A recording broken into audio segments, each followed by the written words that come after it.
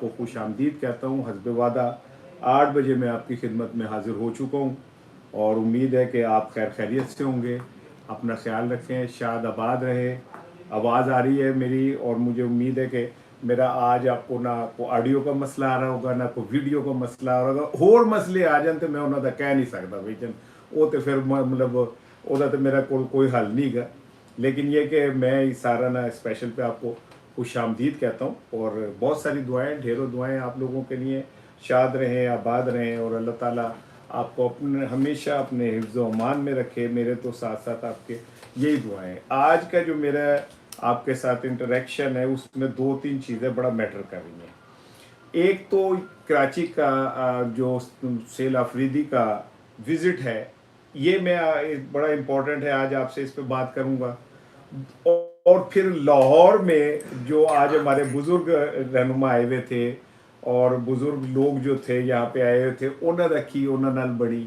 और सिंध और पंजाब में दो मुख्तलिफ रवैये जो हैं उनके ऊपर बात करूँगा और सिंध ने पंजाब से बदला कैसे लिया है। बड़ी बरीक वारदात पाई है सिंध ने ना। ये तो ठीक है, उब्बे अली भी होगा, लेकिन बुग़्ज़ माविया जो है ना वो इसमें बहुत ज़्यादा नज़र आया है। ये बड़ा इंपॉर्टेंट आज का इशू है। और तहरीक तहफ़्फ़ुज़ पाकिस्तान, आईन पाकिस्तान के जो बुज़ुर्ग हैं वो पाकिस्तान आए हुए हैं, उनके साथ आज लाहौर में क्या बनी, मैं खुद चश्मदीद गवाह हूँ, विटनेस हूँ मैं कि मैंने वो अपनी आंखों से देखा कि वहाँ पे उनके साथ हुआ क्या। ये मेरा दूसरा इम्पोर्टेंट इशू होगा। और तीसरा बड़ा इम्पोर्टेंट ये है कि क्या इस्टेब्लिशमेंट अभी भी इमरान खान के साथ इंगेजमेंट में है। बात तो में बड़ी है, बहुत सारे हमारे यूट्यूबर्स, बहुत सारे हमारे जो सोने सोने हैं वो रोज कहते हैं गेम उल्ट गई, खान ने बाजी पलट दी और इस्टेब्लिशमेंट पैरों पे आ गई और ये वो। लेकिन मैं तो पता है हो जी बड़बोलियां बोलता कोई नहीं भाईजान। मैं तो आपसे सीधी सीधी आप अवामी हालात में जो मोहब्बत भरी बातें होती हैं मैं तो वो आपसे करता हूँ। और वो करने का रीज़न भी ये होती है कि मैं खुल के आपसे चाहता हूँ कि बात हो, आपसे खुल के मामलात हो जाएं। तो इसलिए ये विचों मेरे ना किसी और नंबर तो भी फोन आ रहे होंगे तो मैं माजर चाहना मैं पहले उन्होंने ऑफ कर दिया ताकि गाली मुक जाए।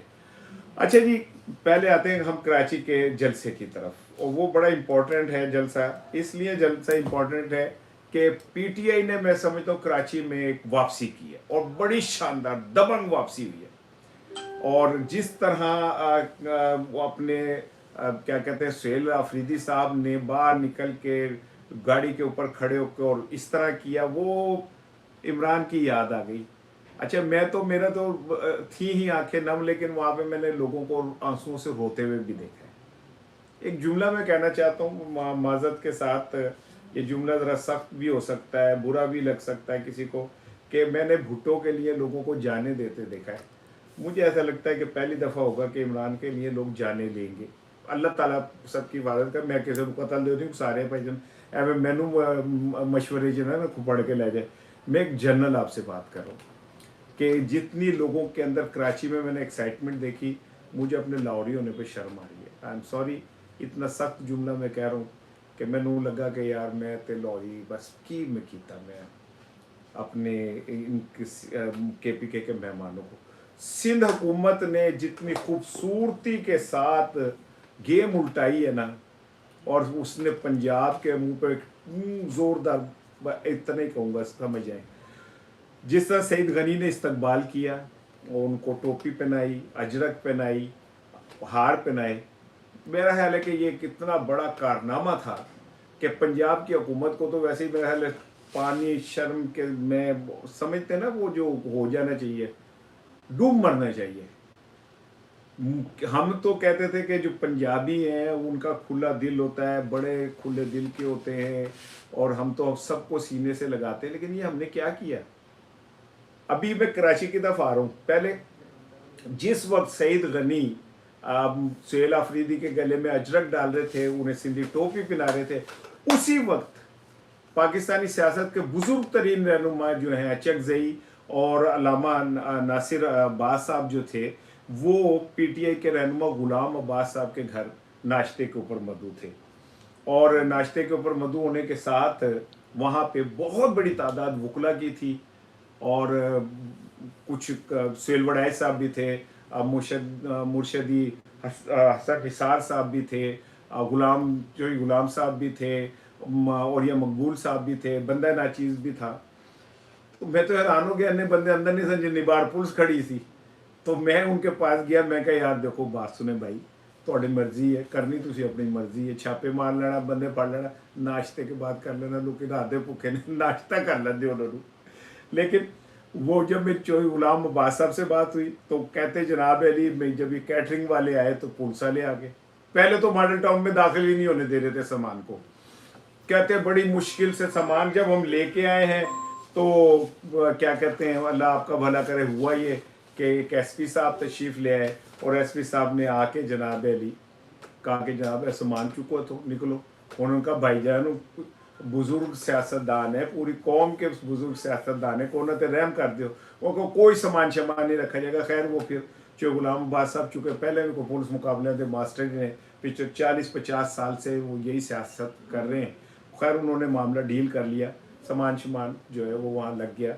मेरा नाश्ता वाश्ता भी हो गया। मैंने नाश्ता नहीं किया, मैं ज़रा थोड़ा अंग्रेज़ टाइप आदमी है, तो खाद पावे शावे मैं नहीं खाता, तो मैं निकल आया। और निकलने के बाद मैं क्या कहते हैं आ गया। लेकिन जो वहाँ के हालात हुए उससे मुझे बड़ी शर्म आई। अचकज़ई साहब की उम्र का ही ख्याल कर लेना चाहिए था। मरियम साहिबा को तो चले मैं समझता हूँ किसी की इज्जत का पास ही नहीं है, तो नवाज शरीफ साहब को ये सोच लेना चाहिए था, वो तो बुजुर्ग सियासतदान है, उन्हें ये सोच लेना चाहिए था कि यार मैं अचकज़ई साहब का इस्तकबाल नहीं कर सकता, तो कम से कम उन्होंने रस्ते रोड़े भी ना पावा, उनके रस्ते के अंदर तो मुश्किलात ना खड़ी करूँ। अब आ जाए फिर कराची की तरफ।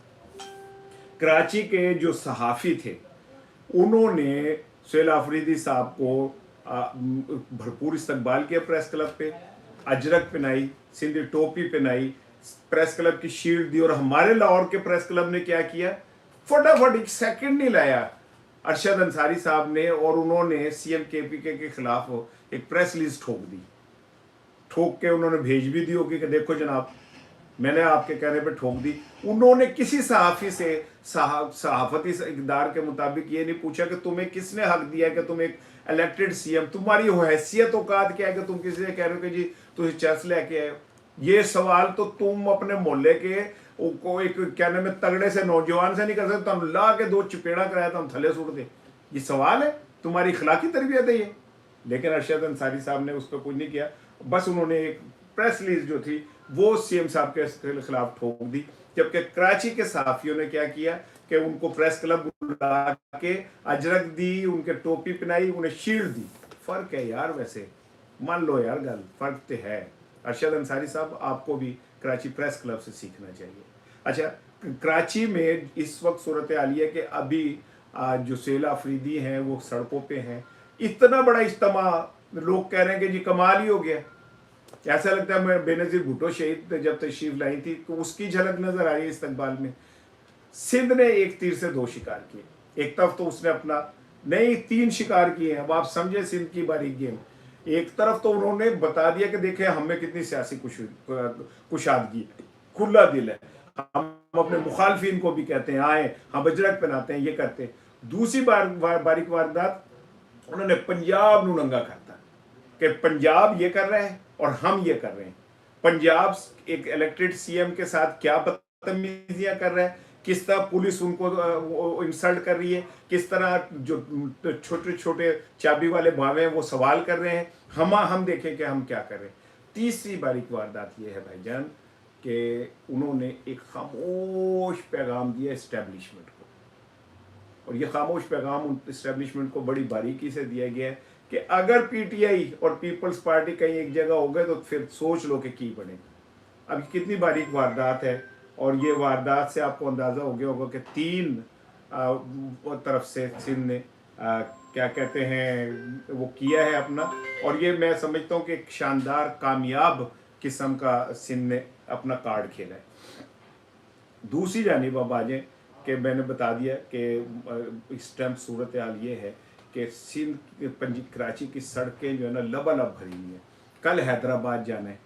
ये मोमेंटम जो बना है ना, ये मोमेंटम आप सोच लें कि सिंध के दौरे को पहले दिन ही इस सतह पे ले गया है कि कामयाबी आपको साफ नज़र आ रही है।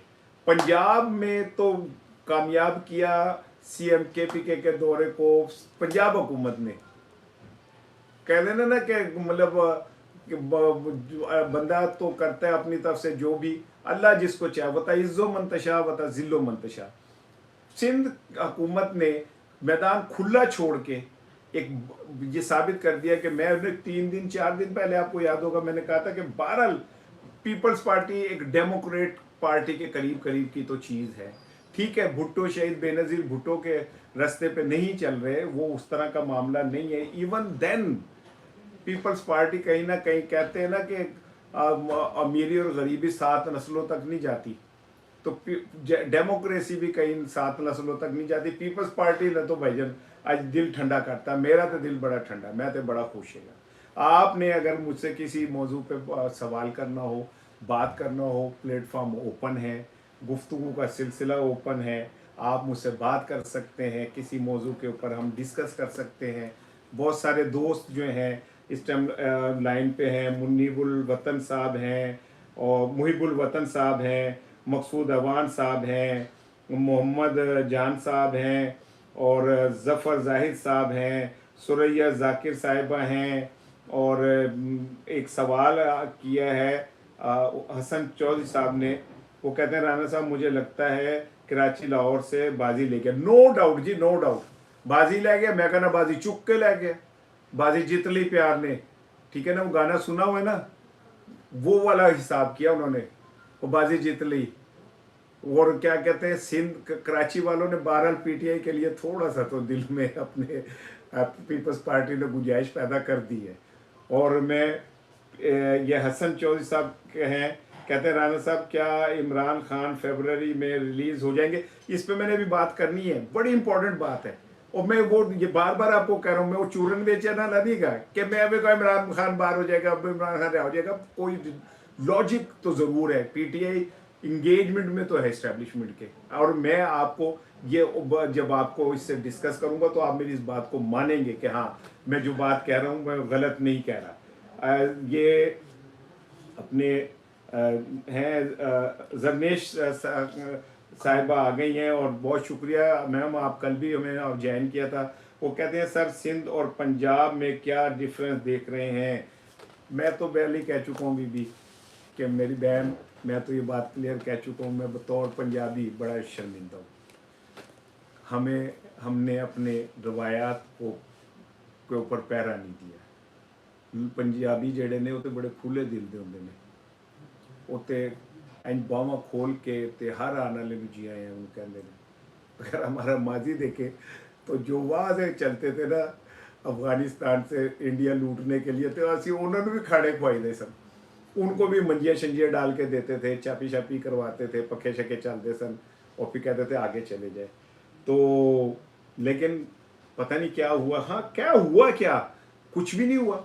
जब आपके ऊपर छोटे लोग बोने लोग बैठ जाए ना तो फिर नीचे भी यही नजर आता है। फॉर्म 47 हर जगह साबित करता है कि भाईजान आपके किस्मत में सिवाय अब लोगों की बदुआओं के और लोगों की नफरत के अलावा कुछ नहीं है।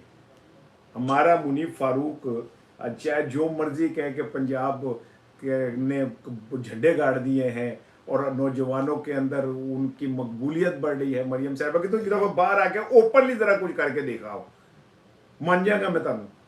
ये जो खैमों के अंदर लगे हुए और वो महफूज मुकामात में आप कर रहे थे ना, किसी दिन नहीं करो मुनीफ फारूक साहब मरियम साहिबा को कहें कि नारकली चली जाए बगैर प्रोटोकॉल के, लग पता जाएगा तनु आटे दाल का भाव पता चल जाएगा कि क्या है।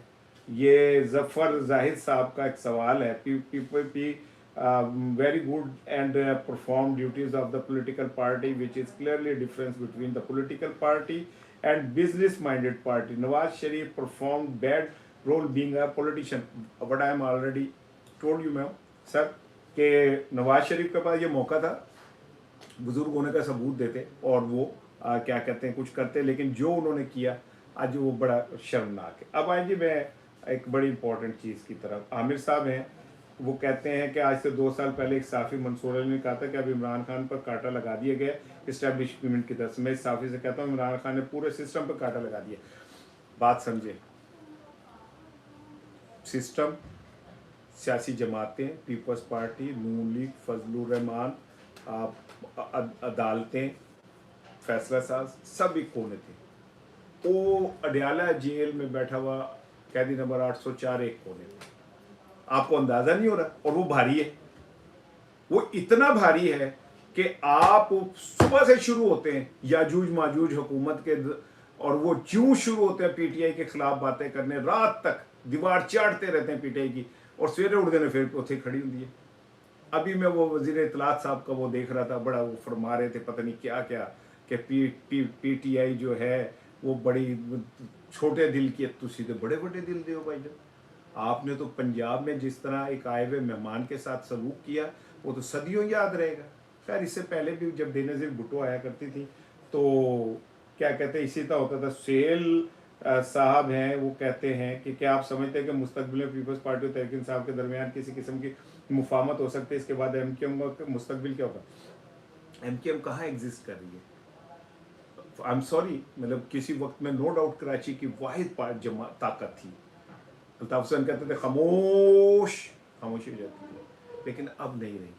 और ये जो पीपल्स पार्टी और पीटीआई का है, मैं आपको बताऊं, मेरी राय है वो कि हो सकता है किसी मौके में बिलावल के साथ कोई इंगेजमेंट हो जाए। बिलावल पे तो करप्शन के कोई चार्जेस नहीं है, जरदारी साहब पे है ना, बिलावल पे तो नहीं है। बिलावल तो बहुत सारी जगहों के ऊपर डंडी भी मारते हैं पीटीआई की। तो मेरा ख्याल है कि अगर इस तरह सोचा जाए तो कोई बुराई नहीं है। मैंने तो आपको एक नया आइडिया दिया है भाईजान। ये हसीब चौधरी साहब और राना साहब, क्या 8 फरवरी का प्रोटेस्ट इम्पैक्टफुल होगा? वो तो अभी हो गया। चौधरी साहब आप जरा नोट करें ना, इधर से तहरीक तहफ़्फ़ुज़ पाकिस्तान वाले आए, उन्होंने लाहौर में एक रंग जमा दिया। उधर कराची के अंदर इस वक्त पीटीआई ने रंग जमाया हुआ है। उधर आप अगर नोट करें तो सिंध के मुख्तलिफ देहात के अंदर जो कुछ सिचुएशन बन रही है वो आपके सामने है। तो माहौल तो बन गया है। ये जो हुकूमत की तरफ से मुज़ाकरात की बातें नहीं क्यों आ रही हैं, इसीलिए आ रही है कि अहमद सुल्तान साहब हैं, वो कहते हैं सालन साहब is that possible, can PDI have a big जलसा इन लाहौर कमिंग डेज? अच्छा लतीफ़ा सुन लें पहले। उराना सिकंदर याद साहब का मैं एक देख रहा था, उन्होंने कहा जी आए सीएम साहब मेरे हल्के में आके जलसा कर ले, मैं आपको ओपन दूंगा। भैया ना आपके पास ये सहूलत है राणा साहब, आप वो अपना नहीं तो अपने सर का ही ख्याल करें, जहाँ पे कोई भाल नहीं है भाई। राणा तो आप भी हो, मैं भी राणा ही है। एडी गल इतनी लंबी ना छोड़ें आप, मरियम साहबा निकाल देंगे काबीना से आपको। यहाँ तो जो क्या कहते हैं सीएम के बाद कर ले उसे आप नहीं माफ करते।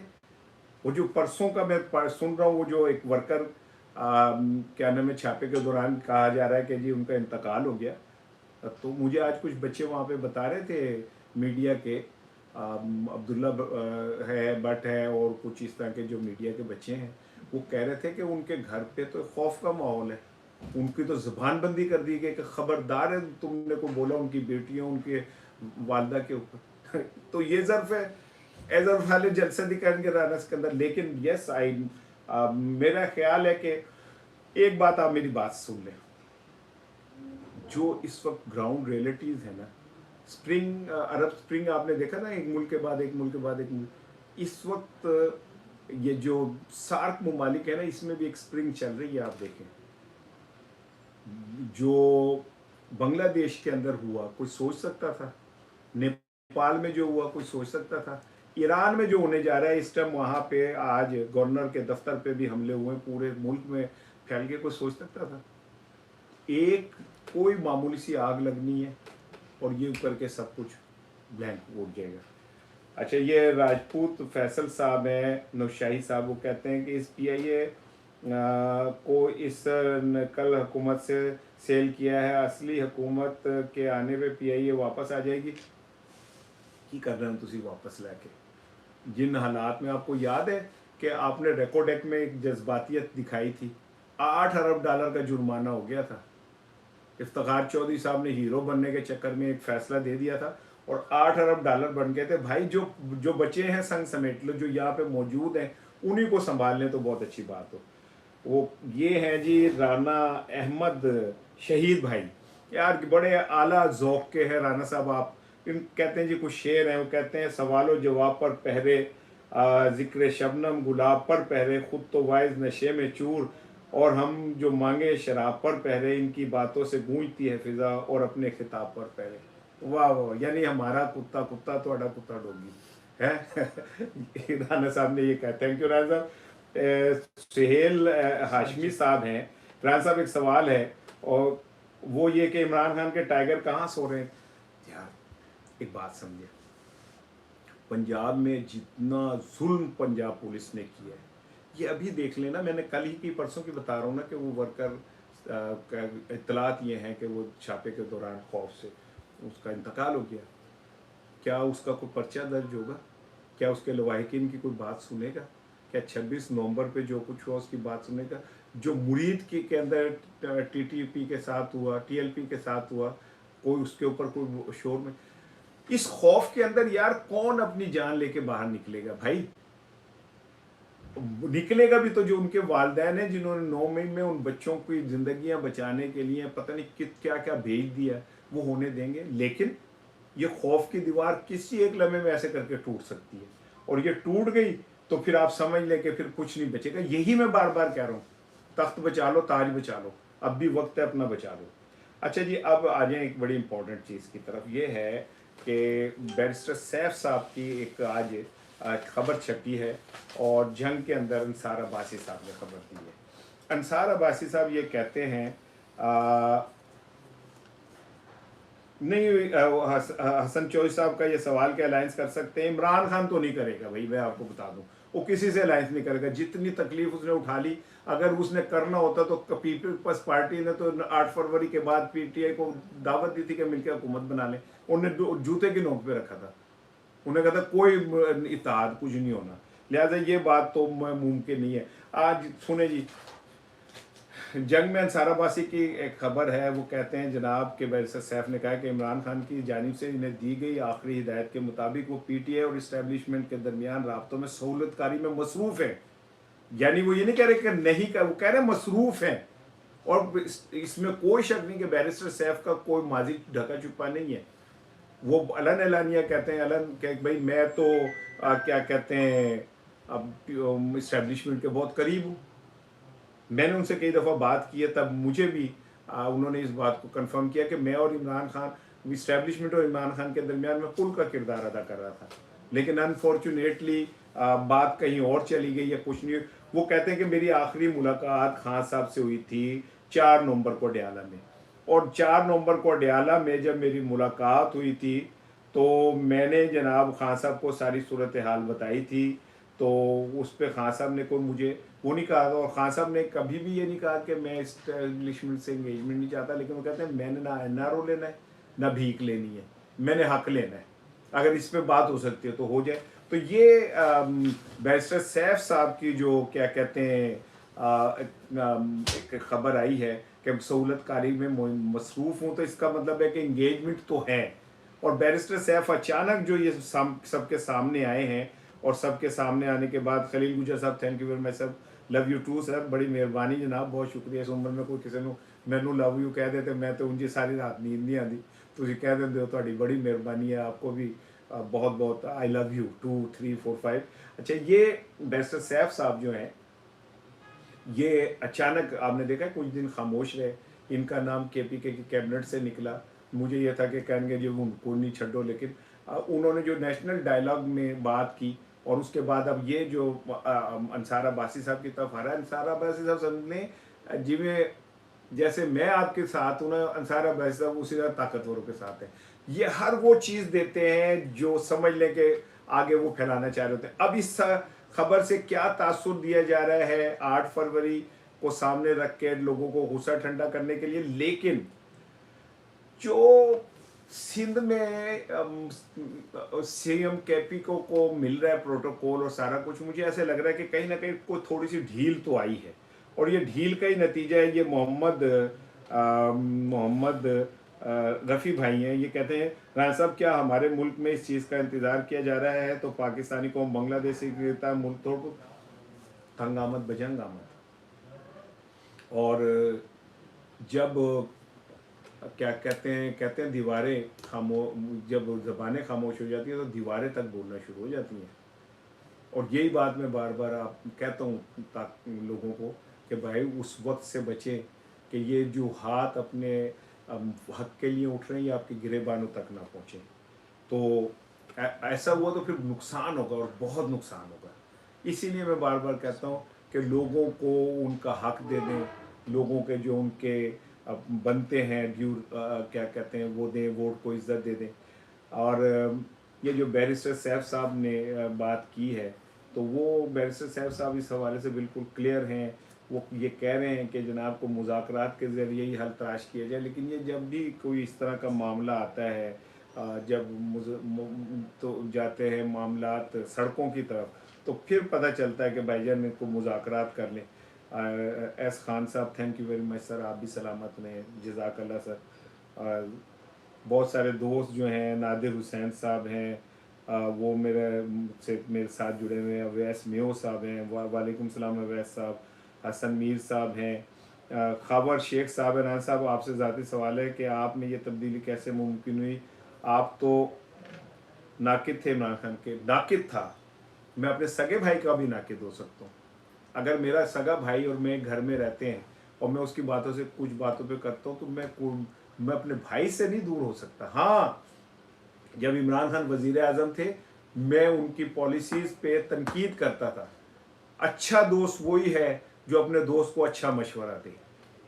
और दूसरी बात यह कि मैं उन सहाफ़ियों में से हूँ जिन्होंने इमरान खान के 3.5 साल में 1 रुपया, एक दाना कोई साबित नहीं कर सकता कि मैंने उनसे कोई मुफाद हासिल किया। मेरा इमरान खान के साथ 30 साल का ताल्लुक है।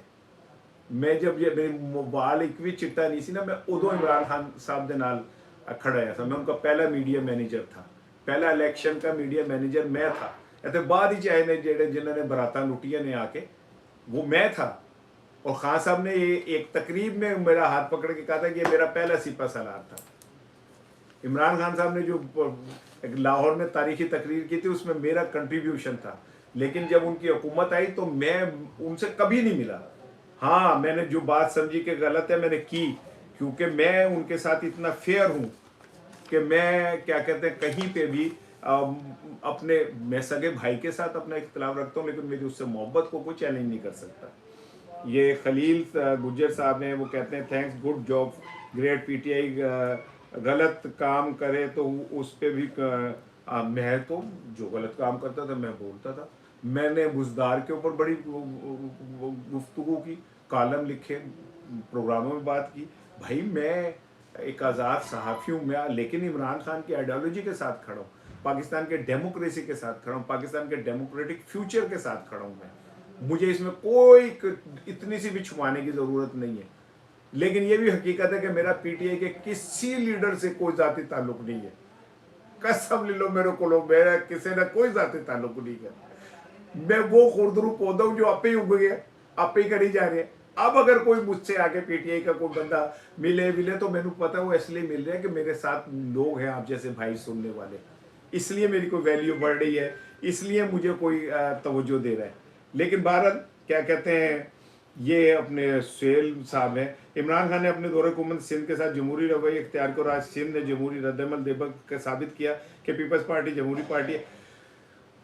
थोड़ी थोड़ी जमहूरी पार्टी है, कहते हैं ना, अभी भी आप जाए ना तो क्या कहते हैं उन इलाकों में जो बंजर हो गए, कभी उन्हें खोदें तो नीचे से नमी निकलती है, क्योंकि उन मट्टी ज़मीनों पे कभी दरिया बहते रहे।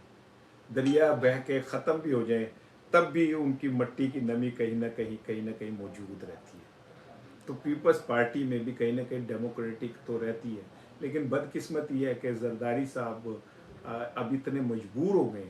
उन्होंने कोशिश की नहरों के मसले पे थोड़ा सा पैरवर निकालने की, जिद्दी उन्होंने सज़ा भी मिली, दुबई भी जाके बैठ गए।